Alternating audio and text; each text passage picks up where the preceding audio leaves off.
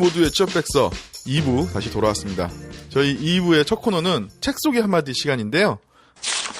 오늘의 책 소개 한마디는 좀 어려운 얘기를 들고 나왔어요. 연말인데 좀 쉽고 재밌는 얘기를 좀 해주세요. 근데 연말일수록 좀 더 심오한 얘기를 좀 하고 싶어서 얘기를 들고 나왔는데, 일단 이 PD한테 들려주고 싶은 얘기예요. 어떻게 원하는 삶을 살 것인가?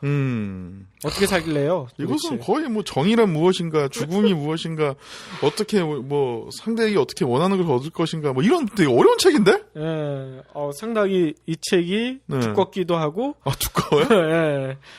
좀 책 내용이 스토리텔링 형식으로 써져 있긴 하지만 좀 졸리긴 해요. 그렇지만 그 책 하나하나, 문구 하나하나 진짜 가슴을 울리는 게 있습니다. 예. 이 책의 부제는 이렇게 돼 있어요. 불멸의 인생 멘토 공자. 공자 아시죠? 예, 2500년 전에 성인. 내 안에 지혜를 깨우다. 이렇게 부제가 붙어 있는데요. 어렵네요. 예.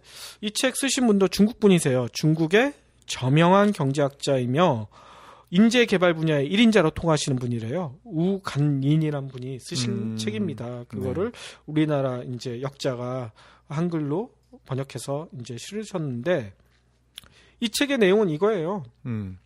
공자가 살면서 겪은 수많은 실패와 좌절, 극복 과정, 뭐 이런 것들을 40개 정도의 에피소드로 담아냈어요. 그러니까 공자님의 말씀을 뭐 이렇게 그냥 나열한 게 아니라 그거를 공자님의 행적을 쫓아가가지고 공자님이 어떻게 행동하시고 제자들을 어떻게 가르치시고 이거를 스토리처럼 만드셨어요. 거기에 하나하나 이제 지혜를 담아낸 거죠. 그러니까 지식이 아닌 지혜를. 네. 그래서 이 책은 형식이 소설 형식으로 돼 있습니다. 공자님과 주인공인 자공이란 분이 나와요. 공자님의 제자. 그 자공이 공자님의 행적을 보고 자기의 1인칭 관점에서 쓴 거예요. 근데 여기에는 참 재밌는 내용들이 많이 나오는데요. 일단 가장 감명 깊은 얘기는 이거예요. 지식은 죽은 것이지만 지혜는 살아 있습니다. 지혜는 지식의 생명력을 불어넣어 활용할 수 있도록 하는 것입니다. 이런 내용이 나오거든요. 이 내용이 왜 나왔냐 하면 여기에 사례가 있습니다. 어느 날 공자님이 이제 제자들을 데리고 머무시는 곳 인근에 산책을 나가게 됩니다. 근데 산책을 나가다가 어느 밭에 이르렀는데 밭이 이제 좋지가 않아가지고 공자님이 내리셨어요. 그리고 말을 타고 있던 말을 풀어줬는데 그 말이 갑자기 밭으로 들어가 버린 거죠. 밭에 있는 이제 곡식을 다 먹어버린 거예요. 그러니까 그 밭 주인이 갑자기 나타나서 그 말을 끌고 가버렸어요. 그래가지고 이걸 어떻게 할까? 공자님이 이제 이 책의 주인공인 자공한테 너가 하고줄 중에 언변이 가장 좋으니 한번 가서 해결을 봐라. 그러니까 자공은 스승님이 그렇게 얘기해주니 너무 자신감 넘치는 얼굴로 이제 밭주인한테 갔죠. 저희 좀 미안하게 됐소. 뭐 이런 거 하니까 밭주인이 거들떠도 안 보는 거예요. 거의 쫓겨났다시피 이제 도망 나옵니다. 의기양양하게 갔는데 갑자기 농부가 그렇죠. 그래가지고 이걸 어떻게 할까 했는데 공자님은 원래 이제 공자님의 말을 끌던 마부한테 그러면 자네가 가서 한번 해결해 보시게. 이렇게 보내니까 하고들은 다 비웃죠. 가장 언변이 좋은 자공이 가서도 해결이 안 됐는데 이 마부가 가서 어떻게 해결을 해. 말도 안 되는 소리. 그런데 간지 한 1, 20분 만에 이제 말을 다시 되찾아와요. 그러니까 다들 놀란 거예요. 이게 어떻게 된 거냐. 그래가지고 다들 놀란 거예요. 그러니까 공자님은 마부한테 상황을 한번 설명해 봐라. 그랬더니 마부가 이거 진짜 얘기해도 되는 거냐 그랬더니 괜찮다 설명해봐라 했더니 그 마부는 농부의 말을 그대로 이렇게 전했어요. 그 농부가 자공을 일컬어 이런 얘기를 했대요.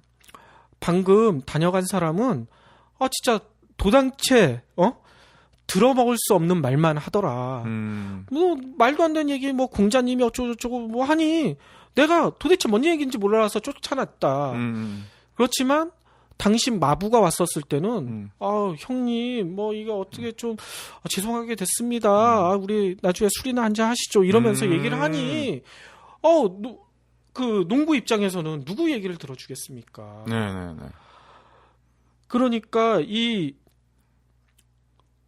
단순히 말재주가 뛰어난 거 이게 지혜가 아니라는 겁니다. 그거는 그냥 지식에 불과하고 네. 그 지식을 어떻게 엮어서 상대방을 설득할 수 있냐 이런 지혜로운 사람이 돼야 된다는 얘기를 하고 있는 거죠. 그러니까 자기의 지식만 뭐 학문적인 얘기만 아무리 늘어나봤자 그걸 상황에 맞춰서 하지 않으면 전혀 그건 말짱꽝이란 얘기입니다. 그 상황에 맞춰서 자기의 지식을 꿰 수 있는 그런 사람, 그게 바로 지혜로운 사람이란 얘기를 이 책에선 얘기해주고 있고요. 또 다른 사례도 있는데요. 어느 날 공자님이 이제 또 동네를 이렇게 한 바퀴 도시다가 어느 날 그 매미 잡는 노인을 발견하셨어요. 네. 그 매미를 잡는 게 진짜 너무 신기하게 잡더라고요. 그 막대기 하나만 이렇게 딱 놓고 매미가 앉으면 그걸 싹 낚아채는 거야. 막대기에 매미가 앉으면? 이게 일반 사람들은 이게 도저히 할 수 없는 기술이거든요. 네. 그래가지고 이 노인한테 물어봤어요. 도대체 어떻게 이런 기술을 쌓으셨냐? 그랬더니 별다른 기술 아닙니다. 했는데 그래도 공자님이 계속 어떻게 한 거냐 물어봤더니 이렇게 한 거래요. 노인은 구슬 하나를 대나무 끝에 올려놓고 떨어지지 않는 연습을 했대요. 그래서 하나가 되면 그 다음에 구슬을 2개 올려놓고 연습하고 2개가 되면 3개를 올려놓고 5개까지 떨어놓지 않고 하는 거를 연습을 했더니 매미가 앉자마자 탁 잡아챌 수 있는 기술이 생긴 거죠. 그러니까 이 노인은 마지막에 이런 얘기를 남겼어요. 하늘과 땅이 이토록 넓고 크고 또 만물이 이토록 많다고는 하나 저는 단지 매미의 날개에만 관심을 집중합니다.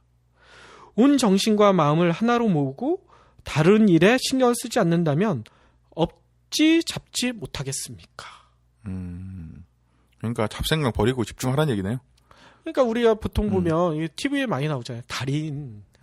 달인에 나오시는 분들이 보통 이런 얘기들 많이 하시잖아요. 자기는 딴 생각 안 하고 자기 하는 일에만 집중을 한다. 여러분들도 어떤 자기가 맡고 있는 직무, 자기가 맡고 있는 업무 이게 처음엔 잘 안 되고 힘들죠. 그렇지만 이 노인이 매미 잡는 기술을 익힌 것처럼 하나에서 그거 성공하면 2번째, 3번째, 4번째 그러면 결국엔 달인의 경지까지 오를 수 있다는 얘기입니다. 그렇기 때문에 어떤 일을 하나 시작했으면 달인의 경지에 이를 수 있을 만큼 우리가 예전에 얘기했던 그 1만 시간의 법칙 그 경지에 이를 수 있을 만큼 연습을 하시는 게 중요하다는 생각이 들어요. 이외에도 이 책에는 뭐 여러 가지 얘기가 나와요. 이거는 뭐 사례는 소개 안 하고 간단히 이 책의 내용 문구만 소개를 드리고 싶은데요. 친구를 얻는 데는 4-5해가 걸리지만 잃는 데는 한마디면 족합니다.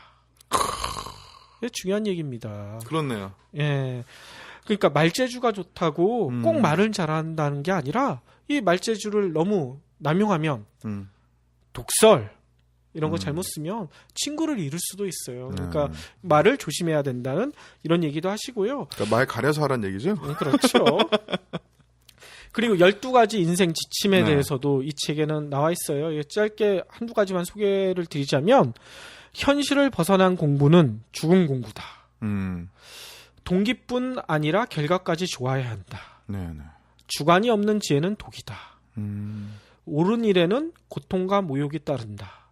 뭐 이거 이외에도 여러 가지 인생 지침이 나와 있습니다. 그래서 제가 이 책을 읽으면서 도대체 어떻게 원하는 삶을 살 것인가, 내 안의 지혜를 어떻게 깨울 것인가, 좀 이 책에 나온 내용들을 종합해 보자면 살아있는 지식을 그거를 지혜로 만들 수 있는 능력을 키워야 되고요. 또 상대방을 배려하고 항상 겸손해야 하는 마음. 이런 마음을 가져야 원하는 삶을 살 수 있다는 생각이 들어요. 네네. 이 PD님도 이거를 꼭 읽으시고 항상 저한테 좀 배려 좀 해보세요. 저는 항상 부장님을 배려해드리죠. 저의 나름대로의 스타일로. 그러니까 아까 얘기했잖아. 친구를 얻는 데는 4-5회가 걸리지만 잃는 데는 한마디면 족하다. 예, 항상 마음속에 간직하시길 바라겠습니다. 네. 오늘의 책 속의 한마디를 듣다 보니까 지식을 많이 공부한다는 것보다는 그 지식을 어떻게 활용을 할 수 있는 지혜로운 사람이 되어야 될 건지 중요하지 않았을까라는 생각이 또 드네요. 네. 이번 시간은 알쏭달쏭 시사용어 시간입니다. 오늘 들고 나온 용어는요. 뉴 로멀. 이게 무슨 뜻인지 아시죠? 기존과 다른 새로운 기준? 네. 네네. 노멀이니까. 예. 근데 이게 요즘 언론 신문지상에 상당히 많이 나와요. 일단 중국에서 뉴노멀이 한번 화두가 됐었고요. 네. 우리나라도 이제 뉴노멀 시대 얘기가 많이 나오는데요. 신문 제목에는 이런 식으로 나옵니다. 뉴노멀 시대 개막, 성장률 집착 버리고 구조 개혁의 무게, 이런 얘기가 나오고요. 한국만의 뉴노멀 시대 진입, 저성장 저물가 대비, 굳어진 뉴노멀 시대, 신투자 전략은 이런 얘기들이 나와요. 이게 보니까 어려우니 어려운 것에 어려운 것을 기준으로 둔 새로운 전략 이런 얘기 같아요. 예, 그러니까요. 일단 이 뉴노멀의 기원을 찾아봤더니 벤처 캐피탈리스트인 로저 맥너미가 쓴 용어더라고요. 2003년에 시대 변화에 따라 기준과 표준도 달라져야 한다. 이런 내용으로 뉴노멀을 처음 얘기를 하셨대요. 네. 그런데 이때는 별로 반응이 없었나 봐요. 나중에 그 세계 최대의 채권 운용사인 핀코라는 데가 있잖아요. 네. 거기에 유명하신 분, 빌 그로스. 이분이 쓰기 시작하면서 뉴노멀이란 용어가 확산되기 시작했어요. 근데 이 뉴노멀이 뭐냐? 예전에는 전 세계가 고성장 시대였잖아요. 금리도 높았고 여러 가지가 그냥 대충 물건만 만들면 알아서 팔리고 이런 성장의 시대였는데 이제 경제가 점점 꺾이기 시작한 거죠. 저성장 시대에 돌입합니다. 그리고 인구도 고령화가 되고 이러면서 극심한 저성장과 저소비, 저수익률 이런 현상이 일상화돼요. 예전처럼 고성장 이런 거, 고위험 이런 거 바라기가 힘들어진 상황이 돼버린 거죠. 그렇기 때문에 고성장 시대의 그런 기준을 버리고 저성장 시대에 맞는 기준을 세워라. 이게 바로 뉴노멀의 가장 근원적인 뜻입니다. 네네. 그러면 뉴노멀이 도대체 뭐냐? 간단히 생각하시면 돼요. 3저, 3고. 3저, 3고. 고수톱 얘기가 아니에요. 3고 나오니까. 뭐냐면 3저. 네. 저성장, 저금리, 저수익. 네. 3고는 뭘 것 같으세요? 고실업, 고위업, 고령화. 이렇게 3저, 3고가 이제 기준이 된다는 얘기인 거죠. 네네. 얼마 전에 시진핑 그 중국 주석도 이런 얘기를 했어요. 중국이 보통 몇 년 전만 해도 8% 기본이고 막 10% 경제 성장률이 우스웠잖아요. 근데 요즘은 이제 7%로 떨어졌고 조만간 6%대까지 떨어진다는 얘기가 있어요. 네. 그래서 시진핑 주석이 이런 얘기를 했어요. 중국 발전은 중요한 전략적 기회를 맞이하고 있다. 우리 경제의 발전 단계의 특성을 바탕으로 뉴노멀에 적응해 신뢰를 키워야 한다. 뉴노멀을 처음 언급하셨습니다. 그렇군요. 네. 그래서 중국에선 신창타이라고 부른대요, 뉴노멀을. 신창타이. 네. 그러니까 과거의 고속 성장은 벗어나서 중속, 더 나아가 저속 성장 시대에 적응해야 된다. 이런 뜻을 가지고 있는데요. 그러면 그럼 한참 잘 나가는 고속 성장일 때는 좋잖아요. 뭘 해도 돈만 벌고. 근데 중속 아니면 조속 조속하다라는 표현이 돼야 되네? 뭐 되게 웃긴데 이렇게 고속 성장 그 다음에 성장률이 낮아질 때는 뭐 어떻게 해야 되는 거예요? 일단 산업이 바뀝니다. 산업 형태가 바뀌어요. 일단 예전처럼 뭐 제조업 뭐 이런 것보다는 고부가가치 산업, 기술 혁신 성장 이런 게 중심이 되거든요. 그리고 예전처럼 투자와 수출, 요즘 우리나라 아직까지도 수출에 목매고 있고 뭐 이런데 이게 아닙니다. 저성장 시대에 들어가면 소비와 내수 중심으로 산업이 바뀌어요. 경제 구조 자체가 네. 변화한다는 얘기입니다. 내수 시장 그렇죠. 중심으로 이제 바뀌는 거겠네요. 예. 그리고 또 하나 주목해야 될 게 뭐냐면 아까 3저 중에 3고 중에 하나 얘기했잖아요. 고령화 시대. 네. 그러니까 저출산 고령화가 되면 예전에는 인구 보너스라는 게 있었어요. 뭐 가만히 있어도 사람이 계속 태어나니까 대충 만들어도 일단 살 사람들이 있어요.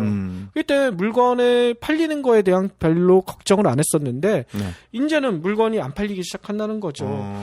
거기에 더 중요한 거는 지금까지 임금이나 이런 것들이 성장률에 비해서는 좀 낮았잖아요. 네네. 임금 상승률이. 근데 노동 비용이 상승하기 시작합니다. 우리가 노동자가 살맛 나는 세상이 오는 거예요. 임금이 오를 가능성이 있어요. 그러면 중국도 그럴 거예요. 정규직이 아니라 비정규직으로 돌린다. 네. 파견직. 그러지 않을까요?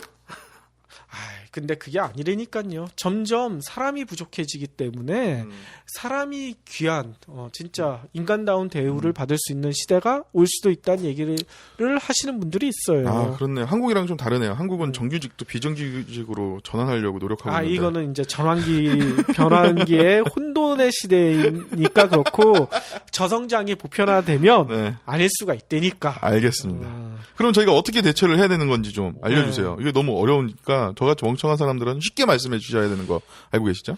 그러니까요. 일단 저성장, 저금리, 저수익이 되면 네. 일단 돈의 값어치에 대해서 한번 생각을 해봐야 돼요. 일단 이게 저성장, 저금리가 되면 물가가 어떻게 되겠습니까? 물가는 오르지 않을까요? 아니죠. 물가가 떨어지죠. 그래요? 저성장이니까. 대신 물가의 상대적인 돈의 값어치가 올라가게 됩니다.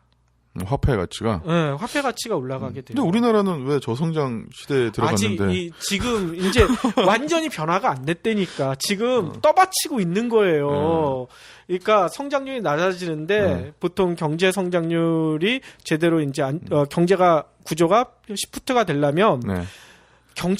연착륙을 해야 된다고 하잖아요. 그래서 연착륙을 시키기 위해서 계속 성장 동력을 쏟아붓고 있는 거죠. 세금이나 이런 걸로. 근데 그게 제대로 안 될 가능성이 많아요. 그러니까 경착륙을 할 가능성이 상당히 높아요. 그렇기 때문에 지금 외국 같은데, 미국 같은 데는 금리를 올리겠다고 나오고 있는데 우리는 계속 금리를 떨어뜨리고 있잖아요. 네네네. 일단 약간 얘기가 조금 많이 나갔는데 일단 제가 드리고 싶은 조언은 이겁니다. 뭐 제가 드리는 조언이 아니라 전문가들의 조언이라고 보시면 돼요. 아까 말씀드린 대로 화폐 가치가 높아지게 되면 이런 생각들을 하실 거예요. 금리 떨어지니까 돈 많이 빌려가지고 뭐 이렇게 투자하고 뭐 이러면 되지 않을까? 절대 금물입니다. 화폐 가치가 비싸지게 되면 빚을 줄이셔야 돼요. 빚에 대한 자기가 갚아야 될 돈도 늘어난다는 얘기입니다. 그렇죠. 네. 그렇네요. 조삼모사네 결국은. 그렇죠. 자기가 빌려서 쓸 돈만 생각하지. 갚을 돈을 생각하셔야 돼요. 그렇기 때문에 저성장 시대에 들어갈 때는 일단 빚부터 갖고 나가셔야 되고 예전처럼 고수익, 고위험 뭐 이런 거 절대 없습니다. 대박 없다는 얘기네요. 그렇죠. 대박의 꿈을 접고 요즘 우리나라 사람들 저축 안 하잖아요. 로또 사야죠. 네. 그게 아니라 화폐 가치가 높아져요. 그러면 돈을 가지고 있어야 돼요. 물건이 아니라 현금. 그러니까 부동산이나 이런 대박의 꿈을 쫓지 마시고 저축을 하시는 게 현명한 방법입니다. 그러고 보니까 하우스푸어 딱 이 얘기네요. 그렇죠. 그러니까 이게 또 연결되는 얘기예요. 부동산, 중공업 이런 예전에 고성장 시대에 먹혔던 이런 산업보다는 인터넷이나 유통업 이게 보통 보면 수출이 아니라 내수 산업이에요. 네. 아까 얘기했잖아요. 저성장 시대로 바뀌면 내수 중심의 경제 구조가 된다. 그렇기 때문에 이쪽 산업에 주목하시고 취업하실 때도 수출 주도의 산업에 취업하시는 게 아니라 이런 인터넷이나 유통업 같은 내수 중심의 산업에 취업을 하시면 앞으로 조금 더 나을 수 있다는 얘기를 드리고 싶어요. 네. 그러니까 우리의 생각 자체를 바꾸시는 게 중요합니다. 이 뉴노멀 얘기를 드리면서 이 여러 가지 또 비슷한 유사 용어도 있어요. 네. 뉴 뉴트럴. 네, 뭔 얘기인지 아시겠어요? 뭐 이제 새로운 중립? 네. 뉴트럴이 중립이란 얘기잖아요. 네. 그러니까 앞으로 나가지도 않고 뒤로 밀리지도 않고 중립기어. 그러니까 이 뉴노멀을 얘기하는 사람들은 벌써 저성장 시대에 돌입했다 이렇게 얘기하시는 분들이고 네. 뉴트럴을 얘기하시는 분들은 고성장에서 아직 저성장까지 안 내려갔고 중립이 있는데 중립에서 다시 고성장으로 시프트도 될 수 있다고 이렇게 기대를 하시는 분들이 이 뉴트럴을 얘기를 하고 계시는데 이거는 네. 좀 더 지켜봐야 되겠고요. 요게 좀 재밌더라고요. 이거 발음 좀 한번 해주세요. 애브노멀. 뉴 애브노멀. 네. 이게 뉴 노멀을 얘기할 때 노멀은 보통 보면 이게 기준이란 얘기도 있지만 네. 정상이란 얘기도 많이 하잖아요. 근데 그렇죠. 이게 고성장에서 저성장 가는 게 결코 정상이 아니다. 이건 잘못된 용어다. 이렇게 주장하시는 분들이 있어요. 그래요? 그렇기 때문에 뉴 애브노멀 이게 새로운 혼돈이다. 새로운 비정상이다. 이렇게 얘기를 하시는 분들이 있고요. 이런 분들이 이 뉴 애브노멀을 주창하시는 분들은 결국은 그 고성장에서 저성장으로 바뀌면서 거품이 빠지게 되면 이게 엄청난 혼란, 그 예전에 대공황 시대의 혼란이 다시 올 수도 있다. 이렇게 주장하시는 분들입니다. 야, 이거 진짜 충격과 공포인데요? 그렇죠. 그리고 이 뉴노멀과 좀 연결되는 용어가 D의 공포라는 얘기가 있어요. D는 뭐예요? 딜리트?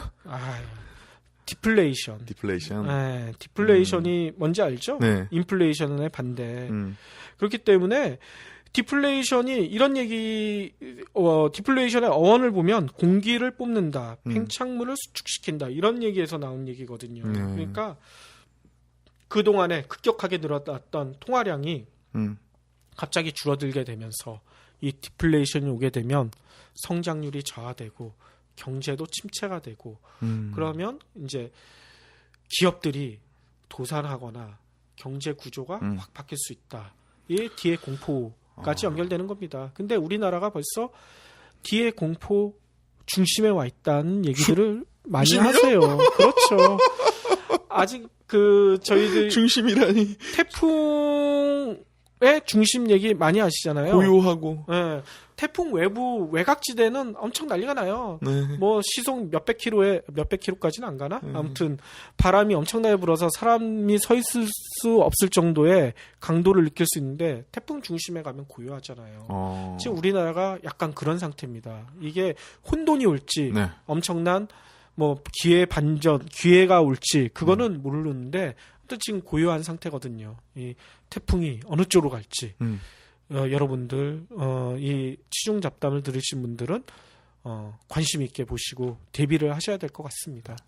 야, 이 연말에 훈훈한 이 시간에 위하여 즐기자 진달래 막 이러다가 마지막에는 뒤에 공포로 끝나는군요. 그렇죠. 요즘 그 연말 분위기가 아니잖아요. 그러니까 무서워. 내년을 대비하기 위해서는 네. 이렇게 약간 대비가 필요하실 것 같아서 오늘의 시사 용어로 뉴노멀을 가지고 나왔습니다. 네, 알겠습니다. 우리가 오늘 책 소개 한마디를 통해 어떻게 원하는 삶을 살 것인가에 대해서 한번 살펴봤고요. 시사 용어 뉴노멀을 통해 새로운 기준에 적응할 수 있는 해법에 대해서도 한번 같이 알아봤죠. 제가 여기서 두 가지 말씀을 더 드리고 싶어요. 제가 좋아하고 우리 이PD도 자주 보는 드라마 미생. 요즘 너무 인기 있죠? 근데 이 드라마에 저희 와이프가 좋아하는 강대리가 주인공 장그래한테 이런 얘기를 남깁니다. 정답은 모르지만 해답을 아는 사람들이 있다. 재능이 있고 없고가 중요한 게 아니라 스스로 있다고 생각하는 그 믿음이 중요하다. 강 대리는 어떻게 원하는 삶을 살 것인가 이 책을 읽어본 것 같아요. 지식이 많은 사람이 꼭 지혜로운 사람은 아니다. 이런 거를 벌써 깨닫고 있는 거죠. 지식을 자기 것으로 꿰서 승화시킬 수 있는 사람이 바로 지혜로운 사람이다. 강대리는 이것을 알고 있었던 겁니다. 그리고 또 한 가지는 장그레의 독백입니다. 장그레는 시련은 셀프다. 도를 잃어도 게임은 계속된다. 이런 얘기를 남기더라고요. 근데 여러분들 오늘 저희가 시사용어 뉴 노멀을 통해 좀 우울한 얘기를 많이 했잖아요. 이것 때문에 공포를 느끼시고 이런 시련이 오는 것이 아닐까 이렇게 두려움도 느끼시는 분들이 있으실 것 같은데요. 말 그대로 시련은 셀프입니다. 물만 셀프가 아니에요. 도를 잃어도 게임은 계속된다. 이 장그레의 말처럼 직장생활, 구직생활, 더 나아가 삶도 계속돼야 됩니다. 여러분들 결코 시련에 굴복하지 마시고 계속 정진하셔서 원하는 바 모두 성취하시길 바라겠습니다. 네, 그러면 이상으로 저희 취중잡담 19회 마치도록 하겠습니다. 그리고 다음 주에는 저희 취중잡담 2시즌이 마지막 시간입니다. 그러니까요. 벌써 시즌2가 끝나는데. 벌써부터 19회에서 인사말 하려고 그래요. 아무튼 좀 예고를 드리자면 다음 주 시즌2 마지막 회는 꼭 들어주시길 바랍니다. 진짜 저희의 야수라고 표현하면 뭐하고 이 험상궂은 목소리가 아니라 진짜 낭낭한 목소리를 들으실 수가 있으니까 기대를 해주셔도 좋을 것 같습니다. 알겠습니다. 그러면 다음 주 취중 잡담 20회 마지막 회는 낭낭한 목소리와 함께 다시 찾아뵙도록 하겠습니다. 그러면 다음 주에 봬요.